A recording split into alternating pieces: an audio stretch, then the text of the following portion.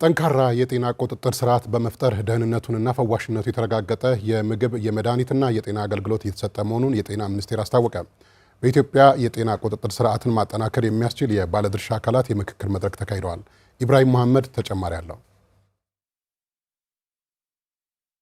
ኢትዮጵያ ለ30 ዓመታት ተግባራዊ ያደረገችው መከላከልን መሰረት ባደረገ የጤና ፖሊሲ በዜጎች ጤናና ደህንነት ላይ አዎንታዊ ለውጥ ማስመዝገብ ችላለች። ይህ የጤና ፖሊሲ ጥራትና ደህንነቱ የተጠበቀ የሕክምና አገልግሎት መስጠት፣ የሀገር ውስጥ ምርት ጥራትና ዓለም አቀፍ ተወዳዳሪነትን ማሳደግ በሚያስችል ሁኔታ እንዲሻሻል ተደርጓል። በዚህ ፖሊሲ መነሻነት በኢትዮጵያ የጤና ቁጥጥር ስርዓትን ማጠናከር የሚያስችል የባለድርሻ አካላት የምክክር መድረክ ተካሂዷል። በመድረኩ ንግግር ያደረጉት የጤና ሚኒስትር ዴኤታዋ ወይዘሮ ፍሬህይወት አበበ በተሻሻለው ፖሊሲ ውጤቶች መመዝገባቸውን ገልጸዋል። በዓለም አቀፍ በWHO ቤንችማርኪንግ የኢትዮጵያ የምግብና መድኃኒት ቁጥጥር ባለስልጣን የብስለት ደረጃ 3 የደረስንበት ዓመት ስለሆነ ኢትዮጵያ ለባለፉት ዓመታት ብዙ ጊዜ መድኃኒትና የሕክምና ግብዓቶችን ከውጭ ሀገር ኢምፖርት ነው የምናደርገው።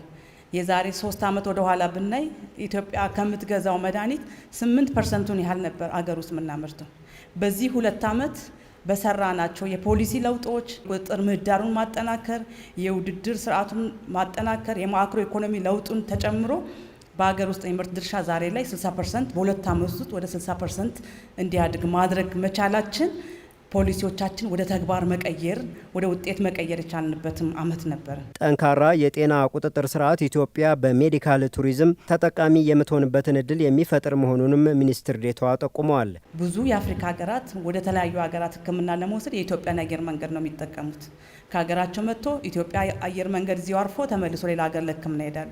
ስለዚህ እዚህ ሀገር ውስጥ ያለውን ሕክምና የቁጥጥር ስርዓታችን አጠናክረን ስታንዳርዶችን አሟልተን ለሜዲካል ቱሪዝም ዝግጁ ካደረግን ዜጎቻችን ወደ ውጭ የሚሄዱትን ማስቀረት እንችላለን።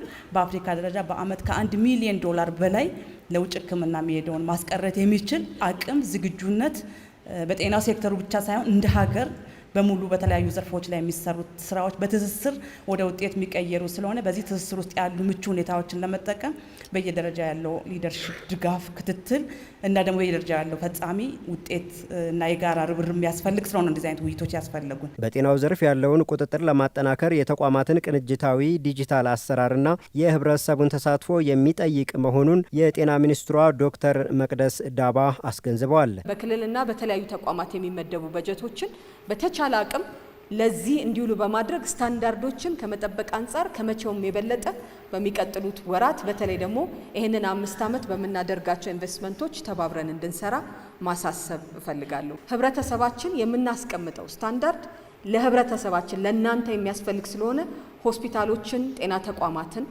የጤና የምንላቸውን ጤናና ጤና ነክ ነገሮች ላይ በሙሉ ራሳችሁ ሊድ እንድታደርጉ የማይመጥን መሳሪያ፣ የማይመጥን እቃ፣ የማይመጥን ስራ ሲኖር እንዴት አድርገን እንስራ ብላችሁ ኃላፊዎችን ተጠግታችሁ አብራችሁን እንድትሰሩ ከኛ ጋር እንድትሰሩ በዚሁ ለስታንዳርድ የምናስቀምጠው ስራ ቁጥጥር እየተቆጣጠርን መዝጋት ሳይሆን ከፍተን እንዲሰራ ማድረግ ስለሆነ ከመቼውም የበለጠ በቁጥጥር ስራዎቻችን ላይ አብራችሁ እንድትሰሩ ሰፊ የሆነ ጥሬን በዚህ አጋጣሚ ማስተላለፍ እፈልጋለሁ።